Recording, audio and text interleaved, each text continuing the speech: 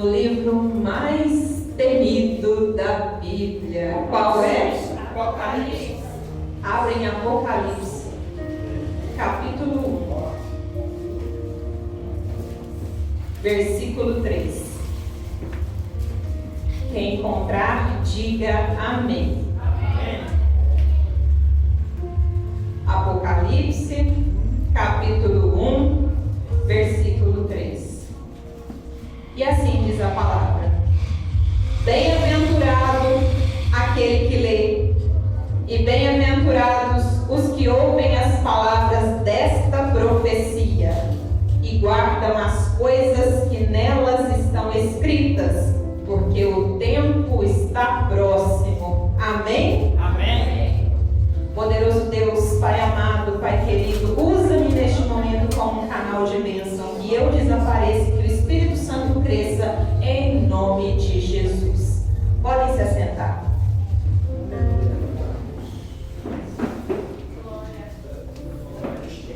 Eu escolhi essa mensagem para hoje, primeiramente porque eu fiquei sabendo que hoje está iniciando uma campanha aqui na igreja. E o nome da campanha é Mesa da Revelação, não é isso? Se é Mesa da Revelação, não haveria palavra mais pertinente do que o livro da Bíblia, que significa o quê? Revelação. O livro de Apocalipse diz disso. Apocalipse vem da palavra do grego que significa revelar, descortinar. Essa palavra significa tirar aquilo que está oculto e trazer para as claras. E quando eu pensei nessa palavra, eu pensei, preciso trazer esse evangelho, o livro de Apocalipse, por quê? Por 3 motivos falarmos aqui hoje a respeito desse livro.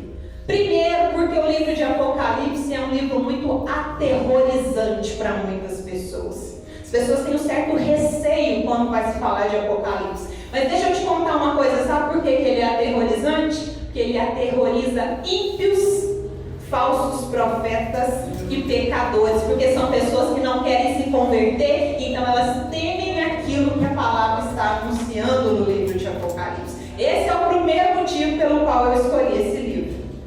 Segundo motivo de trazer a palavra que vem de Apocalipse, poder trazer clareza e desmistificação para a igreja, porque é um livro muito mal interpretado pelas pessoas. É um livro que precisa de aprofundamento, justamente porque ele nos conta da primeira e da segunda vinda de Cristo. E essa segunda vinda de Cristo nos conta exatamente de quê? Do momento em que estaremos sendo preparados para o encontro com Deus. No momento em que a vitória chegará. Deixa eu te contar uma coisa. O terceiro motivo pelo qual eu escolhi falar do livro de Apocalipse aqui hoje, sabe o que é? O consolo. É um livro de consolo para o cristão, sabe por quê? É o livro da vitória. É o livro da vitória, sabe por quê que é o livro da vitória? Porque é o momento em que o Cristo derrota quem? Satanás. É o momento em que nós vamos estar de encontro ali com a Nova Jerusalém, com a igreja, e nós teremos um corpo renovado, modificado, para que possamos estar preparados para estarmos para sempre de encontro com Cristo e em paz. Amém? Então, coloca a mão no seu coração. Repete comigo e fala: Senhor, fala comigo nesta noite. Abre os meus olhos espirituais, que eu saia daqui uma nova criatura, que esse evangelho venha me confrontar, que ele venha trazer conserto para a minha vida, para que desta forma a conversão que eu tanto busco realmente aconteça. Amém? Antes de aprofundar mais nesse texto, eu gostaria de contextualizar os irmãos a respeito desse livro. Apocalipse, quem escreveu esse livro? De onde vem? Por que foi escrito? O livro de Apocalipse, ele foi escrito somente 94 depois de Cristo. Não sei se os irmãos sabem disso. E foi um livro escrito por João. João, gente, ele era um apóstolo de Deus. E no momento em que o livro de Apocalipse é escrito, os 11 apóstolos de Deus já haviam o quê? Falecido. Os 11 apóstolos que caminhavam com Jesus já haviam morrido, inclusive o próprio Matias, que substituiu Judas. Só restou quem? João. E no momento em que fica João, ele servia nesta época lá em Éfeso, naquela igreja aonde quem pastoreava aquela igreja em Éfeso? Paulo, posteriormente Timóteo, e somente depois é que João veio a pastorear naquela igreja de Éfeso. Mas o que acontece? No momento em que ele está ali pastoreando, estava acontecendo um momento muito crítico da perseguição de cristãos por causa do Império Romano. E nesse momento em que o Império Romano estava perseguindo pessoas e exilando, levavam essas pessoas para a exilação na ilha de Patmos. Então eles pegam João, levam para a ilha de Patmos, e ali naquele momento, quem estava imperando sobre aquele lugar? Quem que era o imperador? Flávio Domiciano. E eu não sei se vocês sabem, ele era considerado o segundo Nero. Quem era Nero? Segundo os estudiosos, as pessoas que falam a respeito daquela época, ele era considerado um dos homens mais perversos e fascínora que já existiu. O que era um fascínora? Um homem que matava sangue frio e que ele não tinha piedade de ninguém. Então diz a palavra que quando Flávio Domiciano veio a imperar naquele local, ele chegou a ser mais perverso do que o próprio Nero. Algumas pessoas dizem que ele era a ressurreição do próprio Nero, de tão mal que ele era. Inclusive, Flávio Domiciano chegou a exigir do povo daquela época que prestasse adoração a ele, porque ele se considerava Deus. Então, naquele momento em que João é pego na ilha, levado para a ilha de Patmos, tirado de Éfeso, que ficava a 40 quilômetros da ilha de Patmos, ele é aprisionado, preso porque ele estava ali falando de Cristo. Ele se tornou um prisioneiro. Só que é exatamente no momento da prisão de João que ele começa a ter revelações que vieram diretamente de quem? De Deus. Deus revelou para Jesus. Jesus envia um anjo até ele. Tanto é que quando você pega o livro de Apocalipse, a primeira palavra que está escrita ali é o quê? Revelação. No momento em que ele está preso, ele começa a ter visões.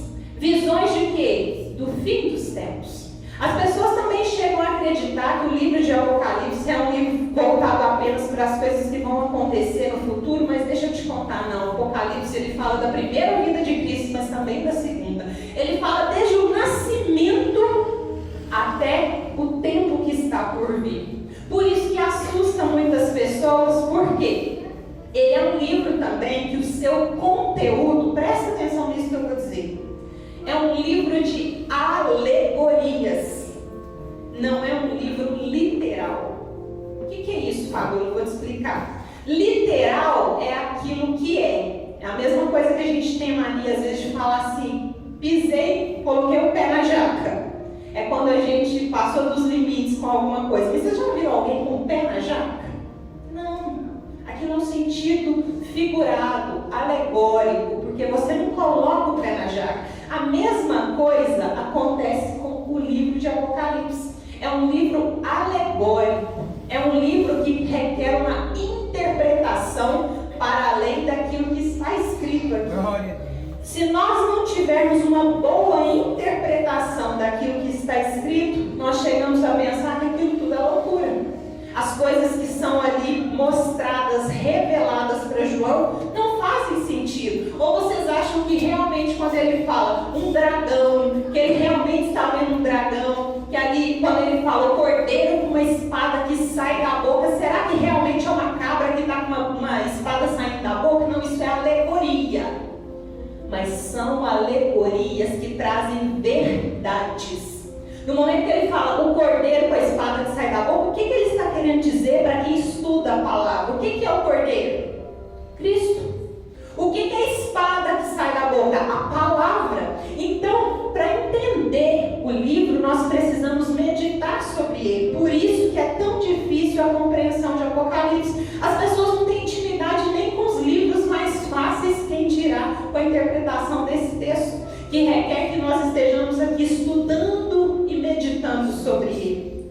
Então, aqui hoje, eu gostaria de falar para vocês que precisamos ter mais intimidade com o Evangelho.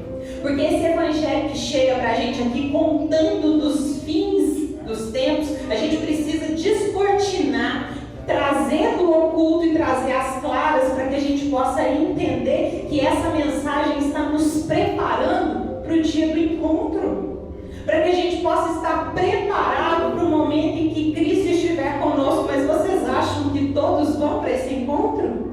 É o momento que a palavra fala, vou bater a porta. Mas quem vai escutar? Porque muitas vezes estamos tão distraídos com as coisas do mundo que nós não temos tempo para quê?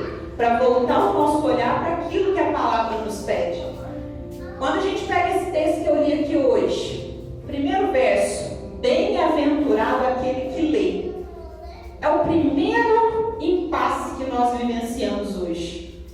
Bem-aventurado aquele que lê.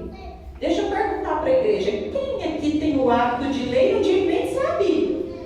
Um livro mais fácil, quem tem esse hábito? 5 pessoas. 5 pessoas que têm o hábito de leitura. E aí no segundo verso a palavra fala, bem-aventurado aquele que ouve as profecias. Como é que eu vou ouvir as profecias se elas foram reveladas para João, escritas em pergaminhos, se eu não leio a palavra, se eu não interpreto isso aqui, como é que eu vou me preparar para essa volta de Cristo? É a pessoa que fala, não precisa de igreja não, eu cultivo isso em casa, eu leio em casa. Você não entende a palavra, não consegue desenvolver intimidade com o texto. Eu não preciso de pastor, eu não preciso de um líder espiritual. Quem está te preparando para esse caminho? Porque na maioria das vezes, se não tivermos intimidade aqui com a palavra, como é que estaremos preparados para esse dia? Porque hoje, eu não sei se vocês têm percebido, o diabo sabendo dessas brechas, que a palavra te pede para ler, para ouvir e colocar em prática, tudo que ele tem feito é o quê? Te distrair para que você não aprofunde nisso aqui. Então, se você olhar como que ele tem trabalhado na vida das pessoas, é uma coisa inacreditável. Reparem as músicas de hoje, principalmente os funks que têm tomado tanto espaço nas escolas e no meio dos adolescentes. O que o funk muitas vezes faz que a gente não percebe? Pega uma melodia atrativa, é uma melodia gostosa, se você for olhar muitas vezes a batida, e coloca uma letra fácil de decorar, uma letra fácil de falar, porque aquilo vai entrar na sua mente de tal forma que você vai começar a reproduzir aquela letra, que aquilo vai ficar entranhado na cabeça do adolescente, porque é fácil. E aí você quer que a pessoa entende de Apocalipse? A pessoa que não tem o hábito de leitura. Hoje, o que é outra distração que o diabo planta na nossa vida? Rede social com telefone. Pega o seu telefone aí e veja a quantidade de luminosidade que tem uma tela. Pega o telefone e vê como que tudo é muito rápido. Se você entra no seu Instagram hoje, você rola um feed ali, em questão de segundo. É tudo para te prender a atenção. Ele te mostra somente o que você quer. O algoritmo, ele já entende quais são as coisas que você mais pesquisa, que você mais procura. Ele começa a te mostrar tudo que você quer, sabe por quê? Para você não sair de lá. Para você não ter tempo para sair daquela rede social e vir para cá. Deixa eu te falar uma coisa. Você tem um celular na sua casa com vários estímulos sensoriais, com luminosidade, com música, tudo que você precisar está lá. Você vai pegar um livro de folha branca, com essas letrinhas pequenininhas, e vai ler. Primeira página que você lê, você fala assim, estou cansado. Estou cansado porque isso aqui não gera estímulo de prazer, não gera estímulo satisfatório. Então a palavra está dizendo: bem-aventurado aquele que lê, bem-aventurado aquele que ouve a profecia e bem-aventurado aquele que cumprir. Só que como é que eu vou cumprir uma coisa que eu desconheço? Para eu poder converter, para eu poder cumprir primeiro, eu tenho que entender aquilo fazer sentido para mim, para eu colocar em prática na minha vida. E quantos de nós temos colocado isso aqui em prática? Leitura hoje não faz parte mais nem das escolas. Se a gente for olhar até o que está sendo ensinado dentro das escolas, por que a Bíblia tem sido tão perseguida? Quando as pessoas falam de Apocalipse num tempo futuro, não, ela é passado, presente e futuro, porque nós já estamos vivendo uma era apocalíptica. A época da perseguição de cristãos. O que está acontecendo com o governo atual? Está perseguindo exatamente quem? Não é o povo da igreja? Aquele povo que já está atento, que está descortinando, que está pregando o evangelho nos lugares. Então isso incomoda, que a gente precisa tirar isso da escola. Não pode mais orar, não pode mais ter hora religiosa na escola, enfim, não pode falar de Deus, porque se falar de Deus vai abrir os olhos dessas pessoas e elas vão o quê? Entender que a única salvação é quem? Mas eu preciso estar distraído com alguma coisa. Eu preciso mudar o meu foco para outra coisa, porque dessa forma eu não me encontro com Deus. E aí eu te pergunto, o que tem te impedido desse contato íntimo com o Senhor? Por que é que você não tem entendido esse livro aqui, que fala exatamente do momento em que nós estaremos presentes com Cristo? O momento da nossa salvação, porque muitas pessoas ainda estão acreditando que a salvação está aqui, nas coisas do mundo. São as pessoas que falam assim: eu vou acreditar nessas profecias que estão aqui. Isso aí é tudo coisa imaginária, tudo coisa que não faz sentido nenhum. Um livro que foi escrito por homens, quem escutou isso? A Bíblia é um livro escrito por homens. E eu te pergunto, qualquer livro científico que tem no mercado foi escrito por quem? Homens. E a gente dá credibilidade? Não dá. Aí fala que não dá credibilidade para as profecias que estão aqui, mas dá credibilidade para a astrologia. O signo. Eu vou olhar meu signo de hoje para ver o que o zodíaco vai falar para mim. Qual que é a minha compatibilidade? Então, qual que é a distração que está sendo colocada no meu caminho? O que tem me afastado do foco? O que realmente tem me tirado do caminho do Senhor?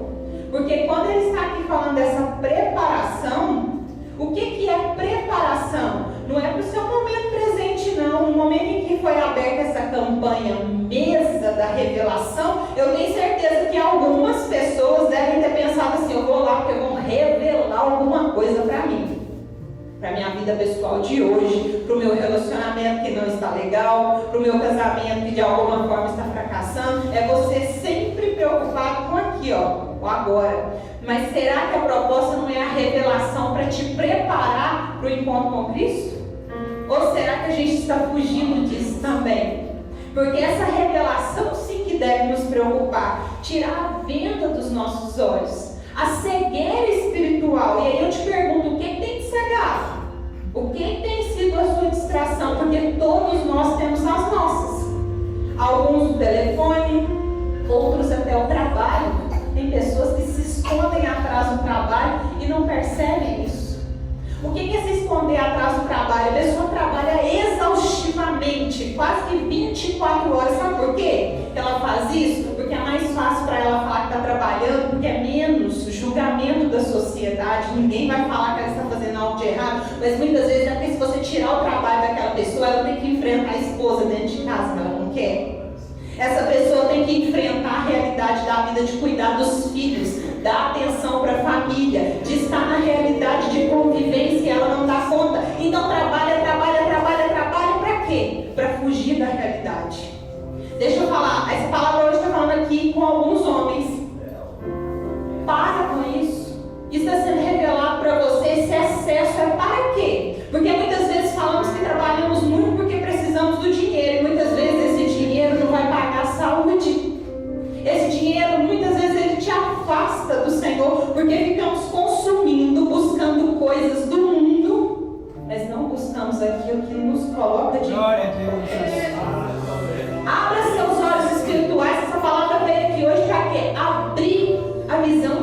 pessoas, muitos homens aí já tomando posse. Dá essa glória a Deus. Glória a Deus. Porque hoje eu não quero sair aqui com essa vida que muitas vezes eu tenho andado. Não é porque você não está nas coisas do mundo que você está no caminho de santidade, não. Às vezes a gente senta para falar da vida do irmão lá fora, mas nós também temos os nossos espinhos da carne. E qual que é o seu? Qual que é o meu? Porque todos nós temos essas falhas. Só que muitas vezes não queremos desapegar. Nós temos os nossos pecados de estimação. Por quê? Para poder converter, o que significa conversão? É mudar de rota. É fazer um 380 de que se eu estou indo para a direita, eu tenho que ir para a esquerda. Só que para eu fazer essa conversão requer o quê? Renúncias. E muitas vezes estamos prontos para renunciar? Estamos prontos para falar alguns nãos necessários, principalmente dentro de casa. Essa palavra que eu estou falando também com alguém, eu não sei quem é, a respeito de limite de segurança na família. Pessoas tóxicas dentro de casa. Às vezes você que está aqui me ouvindo neste momento fala assim: mas é da família, deixa eu te falar, se te faz pecar, se te afasta do caminho do Senhor, pode ser pai e mãe. Muitas vezes a gente tem que afastar. Porque se essa pessoa não edifica, se você já tentou chamar para o Senhor, se você está buscando e essa pessoa sempre fica ali, te afastando da presença, é a hora de quê? De afastar. Lembra de Abraão com Ló? Quando foi que Deus parou de falar? No momento em que ele insistia em caminhar junto. E muitas vezes nós ficamos nessa insistência de caminhar com gente que já passou da hora da gente tirar do nosso caminho. O Senhor só voltou a falar com Abraão novamente no momento que ele fala para Ló: se você for para a esquerda, eu vou para a direita. Se você for para a direita, eu vou para a esquerda. E aí ele fala: agora eu posso fazer uma aliança contigo. O Senhor quer fazer uma aliança com todos que aqui estão, mas aí eu te pergunto: você já renunciou? Você já deixou de caminhar com gente que não era para estar caminhando? Toma cuidado com as portas da sua casa. A gente não abre porta da casa da gente para qualquer pessoa. Tem gente que entra na sua casa, que senta na mesa para comer com você, que fica observando o que você tem, quando sai lá fora amaldiçoa as suas conquistas. Para de abrir demais espaço, precisa ter limite de segurança. A inveja, na maioria das vezes, ela não está de pessoas que estão distantes de nós. Nós não invejamos pessoas que estão no auge, não. A gente olha para aquilo e ainda bate palminha, dá like e deixa comentário. Eu quero ver você reconhecer o seu vizinho quando ele tem conquista. É o seu irmão que está sendo levantado. Essa é a dificuldade. Porque a inveja está sempre de perto. É de gente que está caminhando do seu lado. É de gente que fala assim: eu não consigo caminhar, eu não consigo fazer da forma que ela faz, então eu não consigo abençoar. Porque essa pessoa tem dificuldade de reconhecer que para chegar onde o outro chegou precisa de um processo. Só que muitas vezes a gente só está focado no resultado final. Glória a Deus. Nós não queremos a caminhada, a colheita. A gente quer a colheita, mas o processo dela não. É verdade. É igual quando a palavra fala que a nossa fé seja do tamanho de quê? Um grão de mostarda, o menor grão que há. Mas vocês já viram um pé de mostarda? O tamanho que é gigante. A semente é pequena, mas quando cresce, toma uma proporção gigantesca. Então, ou seja, tem um processo para chegar lá. Está falando que a fé é pequena porque ela precisa ser cultivada, precisa ser regada, assim como a semente de mostarda. Que no momento que você aduba, que você cuida daquela terra, que você tem o esforço de semear, ela cresce. Na hora que ela cresce, ela se torna o quê? Um arbusto gigante. Não adianta só ser um grão de mostarda, mas aquele grão que não germina, aquele grão que não faz nada. Muitas pessoas aqui com chamado, com propósito que o Senhor já falou, está na hora de colocar a mão no arado, mas não coloca. E aí depois vem para a igreja, que é o quê? A mesa da revelação, achando que a mesa vai falar alguma coisa. O Senhor muitas vezes já falou com você através de muitas pessoas, situações, coisas, mas você não está ouvindo. Sabe por quê? Porque você não está ouvindo o que você quer. Vem para a igreja não para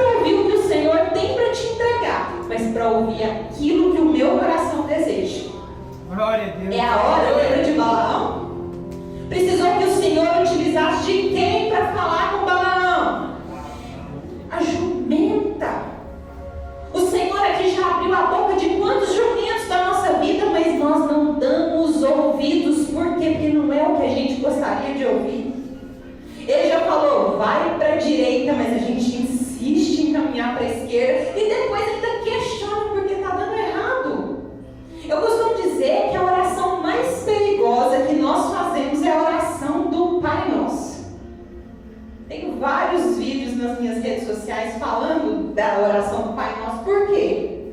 A gente fala que seja feita a sua vontade, mas a gente vai lá e faz da nossa. Cuidado até com a oração que você faz, porque oração diz de quê? Oração é ação. Oração sem mudança, sem renúncia, sem movimento, sem você colocar a mão no arado, começar a convergir, começar a confrontar a ideia de pessoas, começar a falar assim: aqui eu não frequento mais, aqui eu não piso, eu não vou mais conviver com pessoas que não edificam. Você vai orar pro resto da vida. Vai orar e o Senhor vai silenciar. A palavra também não fala sobre isso. Pede e não recebe, porque pede mal. Como tem sido os pedidos das nossas orações? Às vezes eu quero salvar pessoas através da minha oração. Então quer dizer que a intercessão não existe, Rafa? Existe. Só que não ouse interferir na vida de pessoas que Deus está tratando. Às vezes o Senhor está tratando daquela pessoa e tem um processo. Você quer interferir naquilo. Aí é a hora que muitas vezes o negócio fica feio até para o nosso lado. Vocês se lembram de Jonas? Entra no navio, estava indo para Tarsis. O navio tinha tudo para ter uma viagem tranquila. Mas aí entra quem no navio? Porque o Senhor queria corrigir ele. Quando Ele quer nos corrigir, Ele vai colocar quem estiver perto também. Então toma cuidado até com as pessoas que você está andando. Porque se tiver um Jonas lá no seu navio, até você vai com ele. É a hora que nós temos que ter o quê? Clareza. Nesse mesmo navio em que Jonas embarcou para Tarsis, aquele povo começou a jogar cargas para fora do navio. Vocês se lembram disso? Jogava cargas e jogava e nada adiantava. Porque o problema não era as cargas, era Jonas. E muitas vezes nós estamos assim como aqueles marinheiros do navio, jogando para fora coisas que não precisam, porque a gente não quer renunciar ao que realmente o Senhor está pedindo para a gente tirar. O Senhor está pedindo conserto numa área e você está querendo desprender de outra. É a hora que a gente fala: mas será que é isso mesmo? E Ele já deu todos os sinais. É a hora que o próprio Jonas confronta esses marinheiros. Os marinheiros, o que ele fala? Se vocês quiserem, que me jogue para fora. É o que o diabo faz na nossa vida. Ele fala assim: ó, estou aqui, eu não vou sair não. Se você quiser, você vai ter que o quê? Me tirar. Só que o problema é que a gente acha que o diabo chega feio na nossa vida, né? A gente cria uma imagem muito errada do inimigo, como se ele fosse chegar como algo muito ruim. Gente, o que é do diabo vem numa proporção que brilha aos nossos olhos, encanta, que a gente olha e fala assim: nossa, agora eu estou feito. Só que é a hora que a gente precisa ter clareza e discernimento. Por isso que nas nossas orações isso precisa estar impregnado. Clareza e discernimento para quê? Começar a orar diante de situações que chegam na nossa vida, para a gente falar assim: peraí, será que isso aqui é do Senhor? Ou será que isso aqui é do inimigo? Senhor, confirma para mim. Só que muitas vezes Ele está confirmando há um tempão e a gente não quer. Então a gente quer falar de uma preparação para a segunda vinda de Cristo, mas nós não estamos preparando nem aqui no tempo presente. Aquilo que o Senhor está pedindo conserto há muito tempo. Está pedindo conversão. Tem gente que está achando que converter é passar pela água, batizou agora, eu sou nova criatura. Ali você só está começando o processo. É o processo que eu estou aceitando renunciar às coisas do mundo. É a hora que eu estou aceitando que aquela vida de pecado já não cabe mais comigo. Então, nesse momento, faça essa reflexão interna. O que eu preciso renunciar? O que eu preciso abrir mão? Qual tem sido o meu pecado de estimação? Por que tem sido tão difícil eu ficar aqui pautado na palavra, mas eu passo tanto tempo com as distrações do mundo? Tem um estudo feito por um Instituto de Neurociência que ele fala que a média do brasileiro nas redes sociais por dia, você sabe de quantas horas são? 8. O brasileiro passa 8 horas por dia nas redes sociais mexendo no telefone. Eu pergunto, essa rede social está pagando o salário de alguém aqui? Isso é uma jornada de trabalho. 8 horas de distração com a rede social. E aí quando vai orar, normalmente é a hora que vai deitar. Não consegue ficar 5 minutos e fala assim, não, deu sono. Nossa, é uma correria que eu nem orei direito. Quais têm sido as suas prioridades? Já começa o dia de que forma? A primeira coisa quando você abre os olhos, o que você faz? Pega o quê? Telefone. Nós estamos num mundo de uma cegueira espiritual gigante. Já começa o dia com o telefone, passa o dia inteiro com o telefone, dorme com o telefone, e aí depois ele fala, não tem tempo para as coisas do Senhor. Olha quantas cadeiras vazias. Desculpas terão aos montes. Ah, porque isso, porque aquilo, tudo serve de justificativa. E aí eu pergunto, qual tem sido a sua justificativa para não mudar? Qual tem sido a sua justificativa para continuar no pecado? Para continuar no erro? Coloca a mão no seu coração aí novamente. Fecha seus olhos. Fala, Senhor, me ajuda, me ensina a renunciar dessa vida de pecado.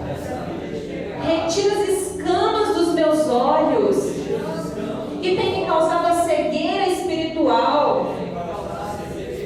Retira o tampão dos meus ouvidos que tem me impedido de ouvir a tua palavra. Senhor, que eu seja guiado unicamente pelo Espírito Santo. Senhor, conduz os meus passos. E aonde eu colocar os meus pés, que eu seja instrumento da tua palavra. Amém. Irmãos, não percam a oportunidade de serem boca de profeta. Muitas vezes falamos que não temos capacidade, que não estamos prontos para o chamado. Deixa eu te falar, o seu testemunho é a maior profecia que você pode empregar na vida de alguém. Às vezes, mas eu não tenho conhecimento suficiente da palavra, Fabiola, eu não sei pregar. Você prega para as pessoas contando da sua trajetória. As pessoas muitas vezes se convertem porque elas olham para a sua influência. Pessoas que olham para a sua caminhada e falam assim, olha, eu não sei o que você está vivendo não, mas olha, a coisa do seu lado está tão boa, você tem um brilho tão diferente, você é uma pessoa que tem alguma coisa que eu não sei o que é, eu quero isso também. É a hora que você fala para essa pessoa, esse brilho que você vê em mim não é meu, é o brilho que vem do Espírito Santo. É o brilho que vem de Deus, porque aonde Deus está com você, essas pessoas te olham e elas querem essa presença. Porque não adianta estar perfumado de roupa bonita, de roupa bacana, mas se você não estiver preenchido, transbordando da glória que vem do Senhor. Então que nós estejamos atentos em vigilância para que esse preenchimento venha, nos abasteça e que a gente possa transbordar na vida de outras pessoas. Amém? Eu agradeço a minha oportunidade e as palmas todas.